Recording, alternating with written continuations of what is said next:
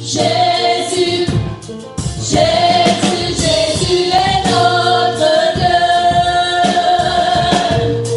Jésus, Jésus, Jésus est notre Dieu. Jésus, Jésus, Jésus est notre Dieu. Jésus, Jésus, Jésus est notre Dieu.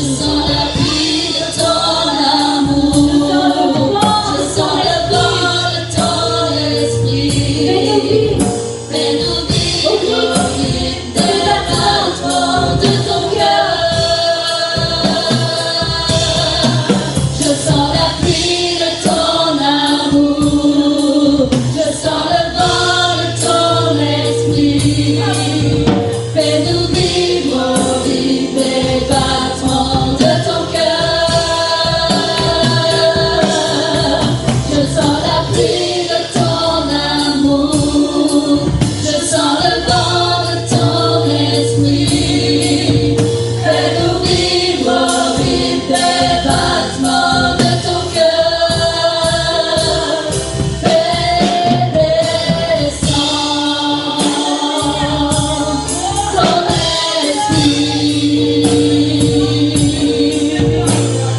Ouvre-moi les portes des cieux et descends ton esprit.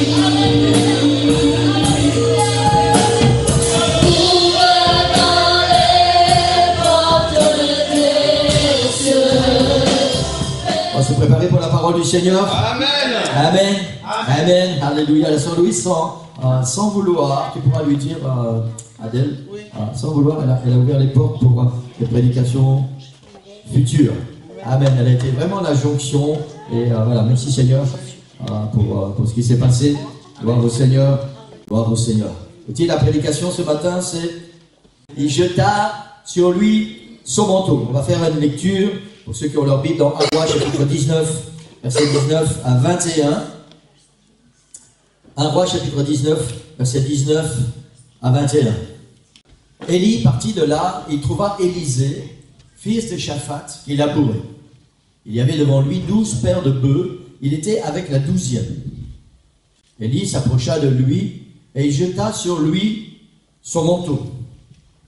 Verset 20, Élisée, quittant ses bœufs, courut après Élie et dit, « Laisse-moi embrasser mon père, ma mère, et je te suivrai. » Élie lui répondit, « Va et reviens, car pense à ce que je t'ai fait. » Après s'être éloigné d'Élie, il revint prendre une paire de bœufs qu'il offrit en sacrifice. Avec l'attelage des bœufs, il fit cuire leur chair et la donna à manger au peuple. Puis il se leva, suivit Élie et fut à son service. Alléluia. Merci pour ta parole, Seigneur Jésus. Et Seigneur, nous voulons encore entrer dans ta parole ce matin. Ta parole qui est la vérité, Seigneur, et qui est le chemin, Seigneur, pour nous conduire à la vie éternelle. Seigneur, ouvre ton serviteur ce matin. Donne-moi, Seigneur, un esprit de force, un esprit de puissance, que je puisse juste être, Seigneur, le canal que tu vas utiliser pour que ta parole soit proclamée. Tu ouvres nos cœurs, Seigneur, tu ouvres notre intelligence, que nous puissions comprendre ta parole et qu'elle puisse nous conduire à la vie éternelle. Dans le nom de Jésus, nous prions. Amen. Amen. Gloire au Seigneur, vous pouvez prendre place. Alléluia. Alléluia.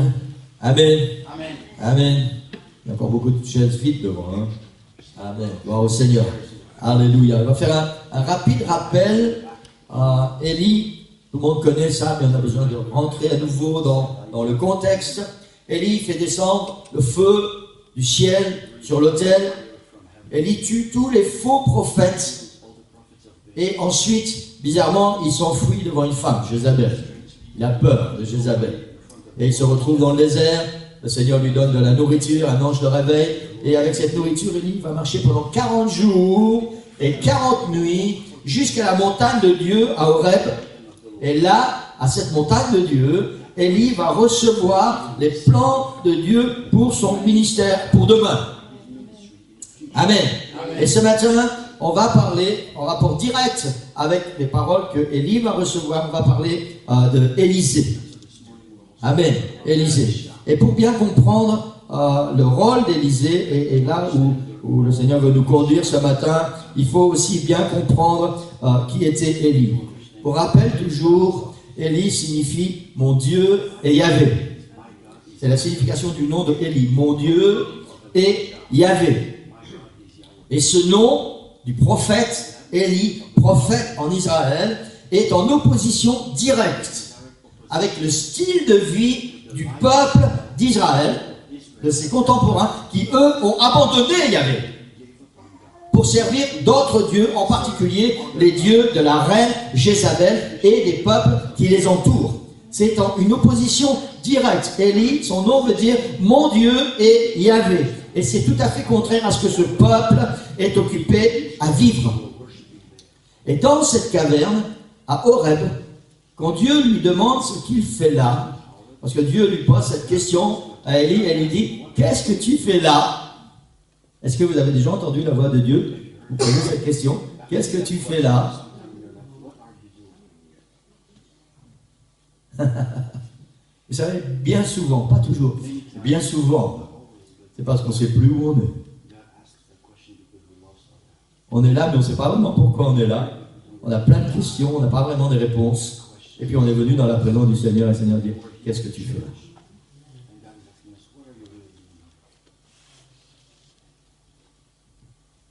Dans 1 Roi 19, 14, écoutez bien ce que Élie va répondre au Seigneur. Et Élie, c'est un prophète, il ne va pas mentir au Seigneur, il va déverser son cœur. Et il dit au Seigneur, j'ai déployé mon zèle pour l'Éternel, le Dieu des armées. Car les enfants d'Israël ont abandonné ton alliance. Ils ont renversé tes autels, ils ont tué par l'épée tes prophètes. Je suis resté, moi seul. Et ils cherchent à m'ôter la vie. La confirmation ici, par rapport à la réponse que Élie donne à l'Éternel, est en concordance directe avec son nom. Mon Dieu est Yahvé. Et il dit, ma vie, c'est que j'ai déployé mon zèle pour l'Éternel. Pour mon Dieu, j'ai déployé mon zèle pour l'Éternel, le Dieu des armées. Et à ce moment précis, il pense encore. Pour ceux qui connaissent la Bible, nous savons que ce n'est pas juste. Mais à ce moment précis, il pense encore qu'il est resté seul, prophète de l'Éternel. Il pense que, voilà, il a donné toute sa vie pour l'Éternel. Et quand le Seigneur lui dit, qu'est-ce que tu fais là, Élie? Elle dit, voilà, j'ai déployé mon zèle, j'ai passé ma vie pour l'Éternel des armées, et maintenant, je suis seul. Alors le Seigneur lui dit ceci, dans 1 Roi 19, versets 15 à 17, l'Éternel lui dit, va, reprends ton chemin par le désert jusqu'à Damas. Et quand tu seras arrivé, tu oindras Hazaël, roi de Syrie. Tu oindras aussi Jéhu, fils de Nimshi, roi d'Israël. Et tu oindras Élisée, fils de Shaphat, d'Abel Méola, pour prophète à ta place. Et il arrivera que celui qui échappera à l'épée de Hazaël, Jéhu le fera mourir. Et celui qui échappera à l'épée de Jéhu, Élisée le fera mourir. Le Seigneur demande à Élie, qu'est-ce que tu fais là? Tu penses que tu as fini? Et Élie dit, j'ai déployé mon zèle au service de l'Éternel. Le Seigneur est en train de lui faire comprendre que peut-être tu as déployé ton zèle, mais ton travail n'est pas encore terminé. Amen. Élie reçoit la mission, et on va entrer maintenant dans le vif du sujet, Élie reçoit la mission d'aller oindre 3 personnages au nom de l'Éternel pour rétablir l'ordre spirituel dans le pays d'Israël et châtier ceux qui ont détourné le peuple. C'est une mission tout à fait particulière. Élie est chargé d'aller oindre 3 personnages qui vont être utilisés par Dieu et qui vont entrer dans les plans de Dieu. Et parmi tous ceux qui ont détourné le peuple du cœur de l'Éternel, si l'un échappe à Hazaël, Jéhu va le rattraper. Et si l'autre échappe à Jéhu, Élisée va le rattraper.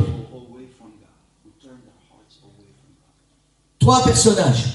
Hazaël, roi de Syrie. Jéhu, roi d'Israël. Élisée, prophète à la place d'Élie. Je ne sais pas comment Élie a réagi tout de suite quand Dieu lui a dit ça. Peut-être il a dit, ben, Seigneur, ça veut dire quoi ça? Tu me mets sur le côté? Quelqu'un va prendre ma place? C'est ce que Dieu lui dit. Tu oindras Élisée, prophète, à ta place. Dans le contexte qui nous intéresse, Élisée est choisi pour une mission de grande importance. Et nous allons voir après, Élisée sait quelle est cette mission. Chacun de nous, en tant qu'enfant de Dieu, sommes choisis pour une mission de grande importance. Amen. Amen. Dans Marc chapitre 15, chapitre 16, verset 15, Jésus dit à ses disciples, et nous sommes les disciples du Seigneur, cette parole nous appartient allez par tout le monde et prêchez la bonne nouvelle du salut à toute la création. Dans Matthieu chapitre 28, verset 19, Jésus dit encore une fois à ses disciples, allez et faites de toutes les nations des disciples. Chacun de nous sommes choisis pour une mission de grande importance. Allez et proclamer la parole de Dieu et faire des disciples. Allez et être engagés pour que des noms nouveaux soient écrits dans le livre de vie. Et je crois vraiment qu'il est temps que l'Église réalise que être chrétien, être enfant de Dieu, c'est devenir quelqu'un d'important aux yeux de Dieu, à qui le Seigneur va confier une mission de grande importance. Nous ne sommes pas n'importe qui. Nous ne sommes pas sauvés juste pour venir de temps en temps chauffer une chaise ou écouter des prédications ou vivre une vie spirituelle plus ou moins comme on a envie. Nous sommes sauvés parce que le Seigneur veut nous confier une mission de grande importance. Amen. Alléluia. Et c'est important que nous puissions vraiment réaliser ça. Chaque enfant de Dieu est tu as reçu l'onction pour une grande mission, celle de ramener le cœur des hommes à Jésus-Christ, le seul vrai Dieu. Tout comme Élisée a été oint pour continuer le travail d'Élie et ramener le cœur d'Israël au seul vrai Dieu, l'Éternel. Amen. Et la question ce matin, c'est de savoir si nous allons honorer le Seigneur Jésus-Christ en acceptant cette mission et en l'accomplissant, ou si nous allons faire comme si nous ne savions pas.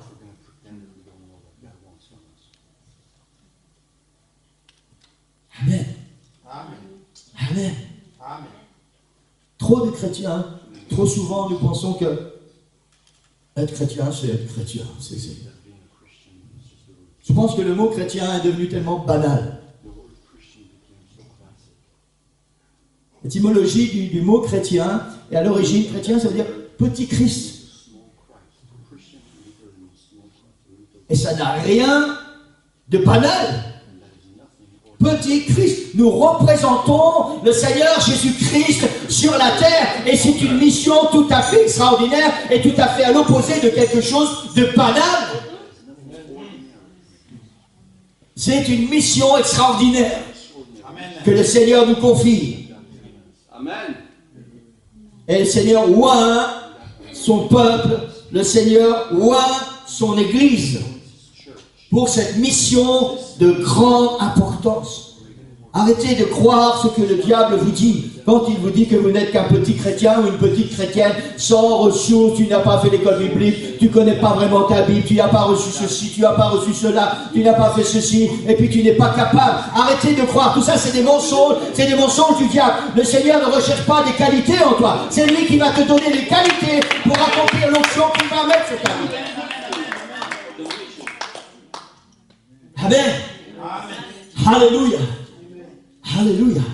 Si vous saviez, pour ceux qui connaissent le frère Jean Balsa, c'est celui qui a créé toutes les églises dans le nord de la France. Amen. Et nous sommes un petit peu le fruit de son travail. C'était juste après les années 1900. 40, je pense. J'essaie de ne pas me tromper dans les dates. Amen. Peu importe la date. Un jour, vous savez, c'est ce fameux petit bonhomme, ce fameux petit serviteur de Dieu qui a tout abandonné dans son pays et pour venir servir le Seigneur en France.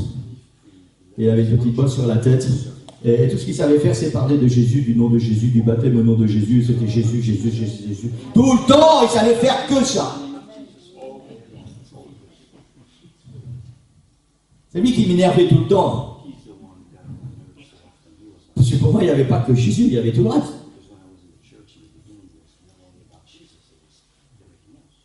Et puis, j'étais jeune marié. Je venais juste de prendre mon baptême au nom de Jésus. Mais c'est tout ce qu'il y avait de bien dans ma vie pour l'instant. Le reste, il fallait fermer les yeux. Si vous voulez des détails, allez voir sur Nicole.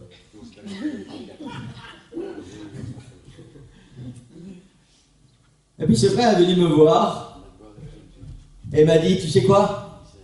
Dieu a des grands projets pour ta vie. Et moi, je n'ai pas compris ce qu'il m'a dit. J'ai dit merci, ah bah ça c'est gentil. Et tout ce qui est venu dans ma tête, c'est que qu'est-ce que je peux faire pour Dieu? Je n'étais pas vraiment intelligent, parce que vous savez bien que quand j'allais à l'école, il y avait beaucoup trop de filles dans les classes à l'époque. Et donc j'ai dû choisir entre les filles et les cours.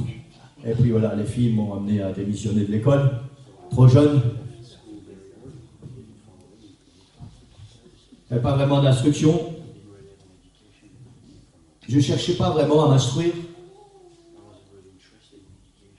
Et j'aimais ce qui n'était pas bien. J'aimais mentir. J'aimais les choses du monde. J'étais un comment on dit ça? Inconditionnel de Johnny Hallyday. Ma vie tournait autour de Johnny Hallyday. Pour moi, il n'y avait que ça. Et pourtant, je venais de prendre mon baptême. Moi. Le Seigneur m'avait révélé son nom dans une vision. Je venais de prendre mon baptême au nom de Jésus. Et tout ce qu'il y avait dans ma vie, c'était Johnny Hallyday. Et ce frère Balsa vient et me dit, le Seigneur a des grands projets pour ta vie. Waouh.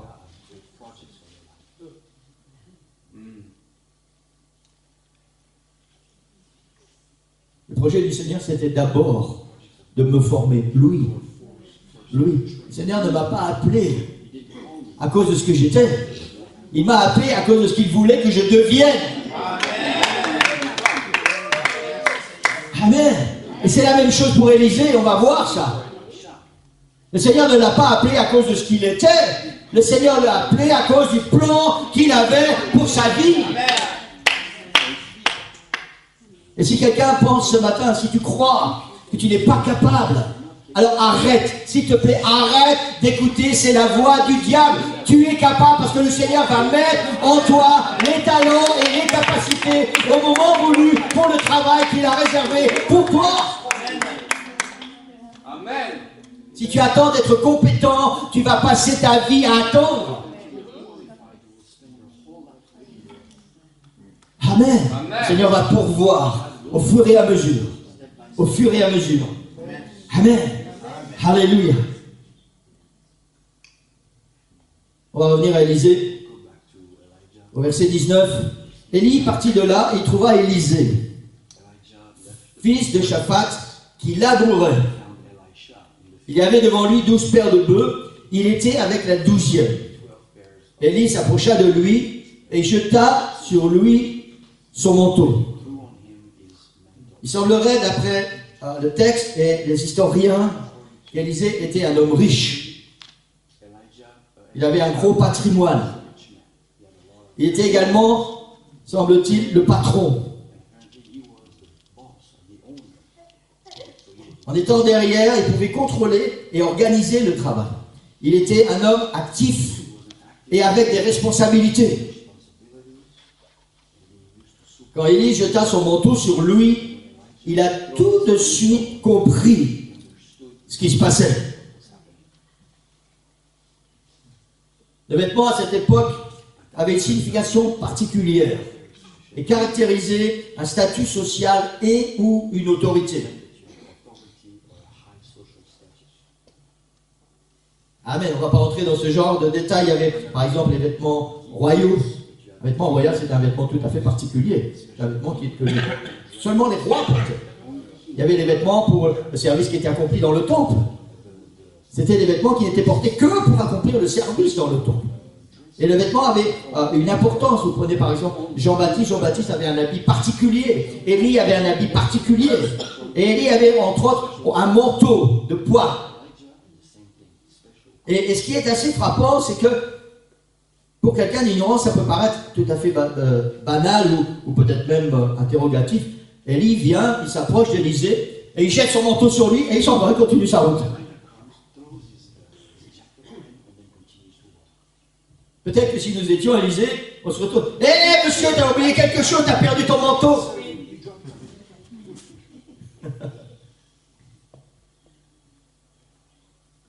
Élisée sait qui est Élie.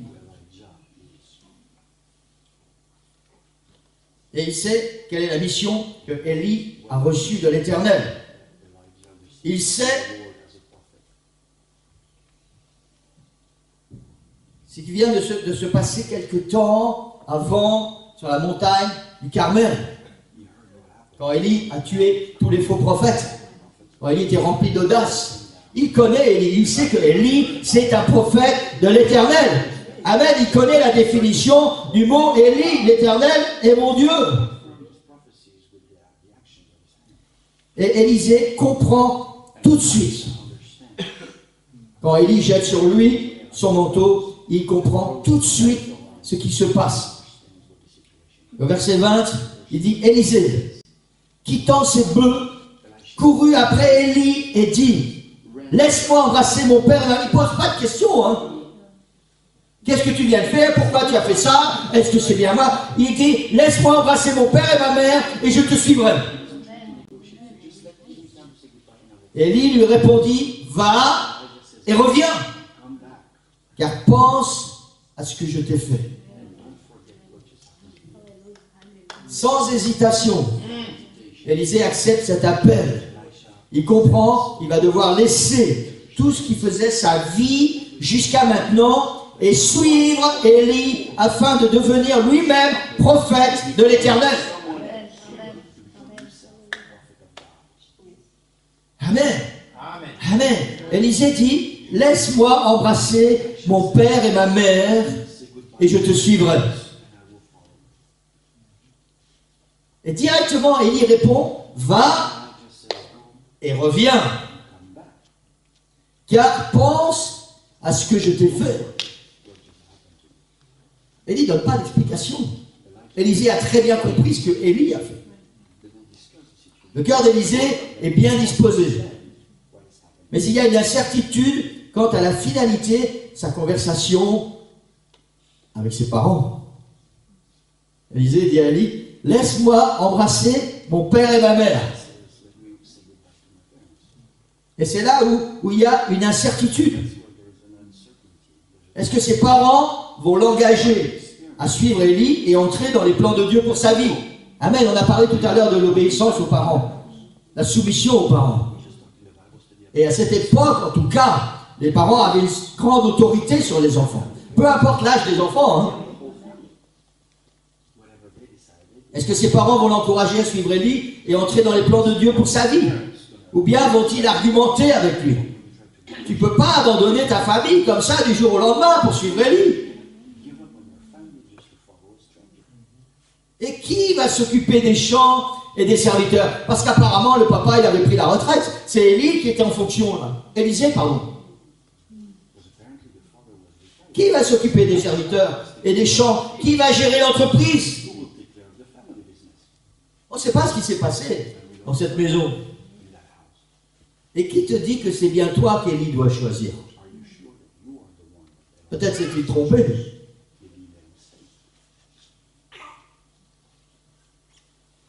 Peut-être que même que ses parents lui ont dit, si tu étais destiné à devenir prophète, on le saurait quand même. S'il y avait un appel sur ta vie, ça se verrait.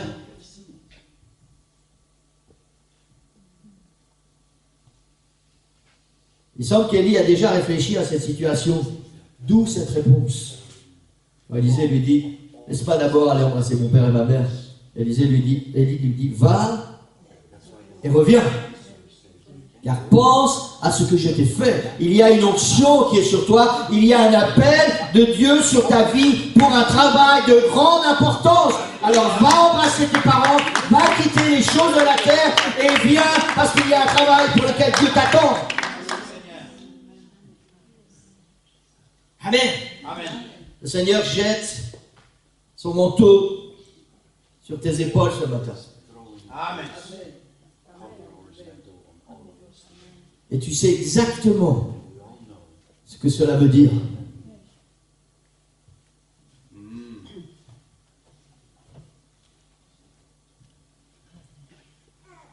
En tant que serviteur de Dieu, il y a des prédications qu'on prépare pour l'Église. Et puis il y a des prédications qu'on prépare pour l'Église, mais en même temps, on sait que le Seigneur a un but particulier pour quelqu'un en particulier.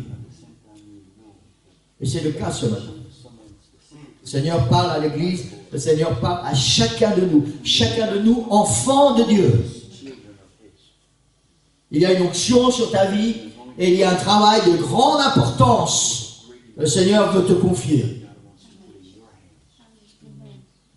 Mais en même temps, il y a quelqu'un ce matin qui a besoin de prendre cette parole comme le Réma. Une parole directement de Dieu, comme si le Seigneur parlait seulement et spécialement pour toi ce matin. Amen. Le Seigneur jette son manteau sur tes épaules et tu sais exactement ce que cela veut dire. Élisée a compris, il doit suivre Élie pour devenir prophète. Tu es appelé à entrer au service du Seigneur. Que vas-tu faire? Que vas-tu répondre à son appel?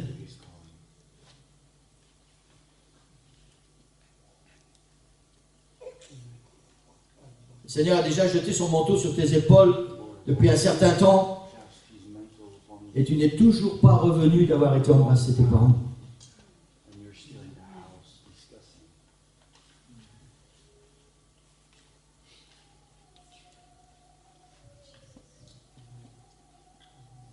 Peut-être que tu subis des influences où tu n'arrives pas à te décider à faire le bon choix. Tu sais qu'il y a un appel sur ta vie. Tu sais que le Seigneur t'attend pour accomplir une grande œuvre. Tu n'arrives pas à te décider. Tu n'arrives pas à dire au revoir, papa, maman, je vais suivre Élie.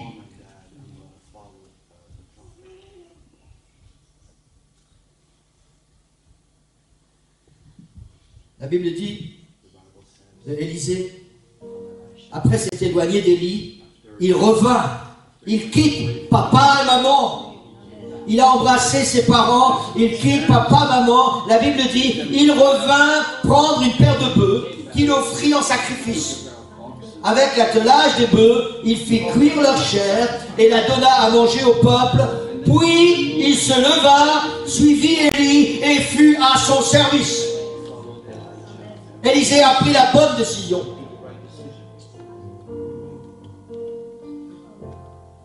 Il a embrassé ses parents. Il a fait le bon choix, sans se laisser influencer ou troubler. Il tue les bœufs, il les fait cuire avec le bois d'attelage et partage avec les gens du peuple. Écoutez bien ce que Élie a fait. Il détruit son outil de travail. Il détruit sa source de revenus.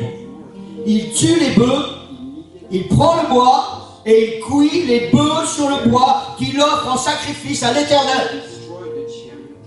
Puis il se lève, suit Élie et est à son service.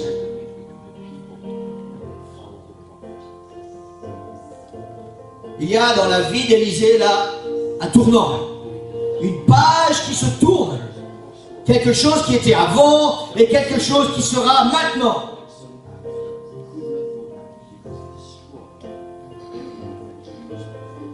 Il y a un appel pour quelqu'un ce matin dans ce lieu à tout abandonner pour entrer au service du Seigneur.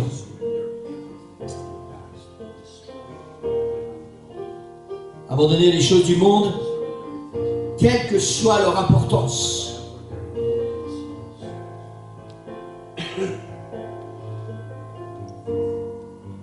À les détruire et à les mettre sur le feu.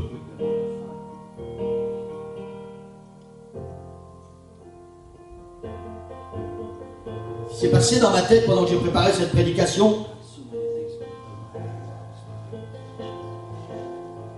c'est des choses qui sont chez nous, peut-être des choses qui sont sur nous. Et nous devons nous débarrasser de ça. Nous devons détruire ça. Nous devons tirer un trait définitivement avec le passé, avec notre ancienne vie, avant notre appel.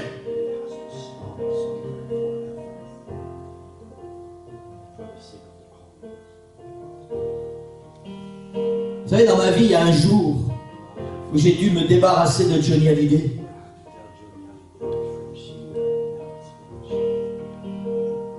Aussi surprenant que cela puisse paraître, j'ai dû me débarrasser de Johnny Hallyday.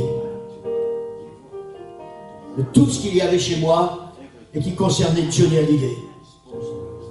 Et croyez-moi, il y avait toute une panoplie. Il y avait des revues, il y avait des t-shirts, il y avait des vêtements, il y avait des disques, il y avait tellement de choses. La Bible dit tu ne peux pas servir de maître. Élisée ne pouvait pas continuer à labourer son champ derrière ses bœufs et en même temps devenir prophète de l'Éternel. Et la pensée que le Seigneur a mis dans mon cœur et qui est vraiment forte, c'est que nous avons certainement des choses à détruire littéralement.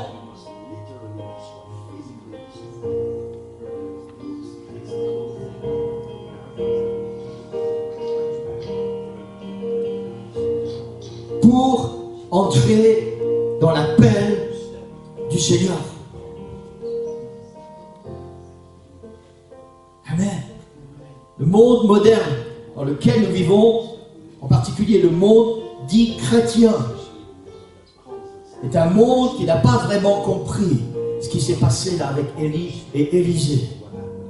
C'est un monde où les gens s'appellent chrétiens, mais ils continuent à vivre comme ils vivaient avant d'être chrétiens. Sauf que maintenant, leur chant, ils chantent Jésus. Sauf que maintenant, de temps en temps, ils lisent la Bible. De temps en temps, ils vont à l'église. Il n'y a pas eu cette cassure définitive entre ce qui était avant l'appel et ce qui est maintenant en accord avec l'appel. La Bible dit que tu ne peux pas servir de maître. Tu ne peux pas servir le monde et Dieu. Tu ne peux pas continuer à labourer ton champ et être prophète de l'Éternel. Élisée avait reçu une mission de grande importance. Grande importance. Il devait rétablir, sous l'onction de l'Éternel, l'ordre dans le pays d'Israël pour ramener ce peuple, leur cœur à l'Éternel. C'était une mission de grande importance. Parce que ce peuple s'était détourné.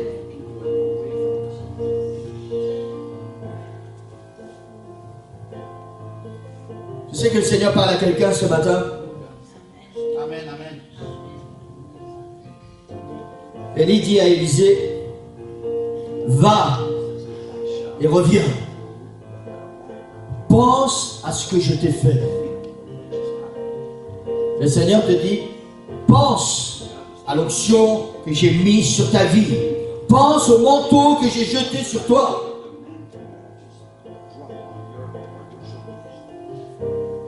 Prends les dispositions nécessaires pour tirer un trait sur ta vie passée et pour entrer dans l'appel que Dieu a pour ta vie. Je voudrais qu'on puisse se lever tous ensemble.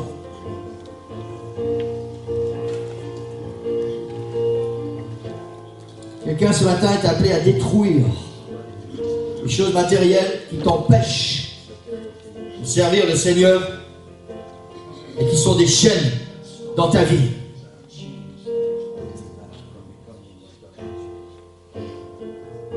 Mais il faut accomplir cela avec la ferme décision que tu ne vas plus retourner. Je me souviens quand j'étais jeune, il y avait une grande convention à Paris, il y a très longtemps. C'était avec Teen Challenge, pour ceux qui connaissent. C'est des gens qui travaillaient en particulier avec les jeunes drogués et alcooliques. Et il y avait une grande convention, il y avait un esprit du Seigneur tellement puissant. Et puis il y avait cet appel à se séparer des choses du monde. Et puis il y a plein de jeunes qui sont venus là à l'hôtel et ils ont jeté leur paquet de cigarettes, ils ont jeté la drogue, ils ont jeté un tas de trucs. Et tout ça, ça a été détruit après. Et tout ça, c'était bien. Le problème, c'est que ces gens n'ont pas fait vraiment ça avec leur cœur. Ils l'ont fait sous une onction, un sentiment. Et dès le lendemain, ils étaient à nouveau pour acheter leurs trucs.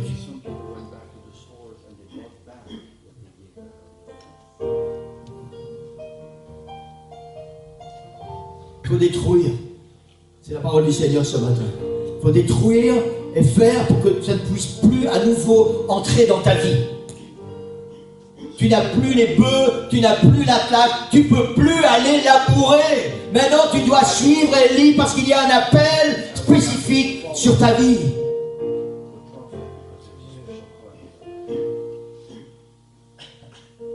Amen. Est-ce qu'on peut fermer nos yeux, Église? La tête est ouverte. Et je sais que le Seigneur parle ce matin. Et comme pour Élisée, le Seigneur dit, va et reviens. Prends ton temps, réfléchis, réfléchis. Travaille avec cette parole que je mets sur ta vie ce matin. Travaille avec cet esprit que je mets sur ton cœur. Prends ton temps. Mais reviens. Souviens-toi de ce que j'ai fait pour toi. Souviens-toi de l'appel, ce manteau que j'ai déposé sur tes épaules.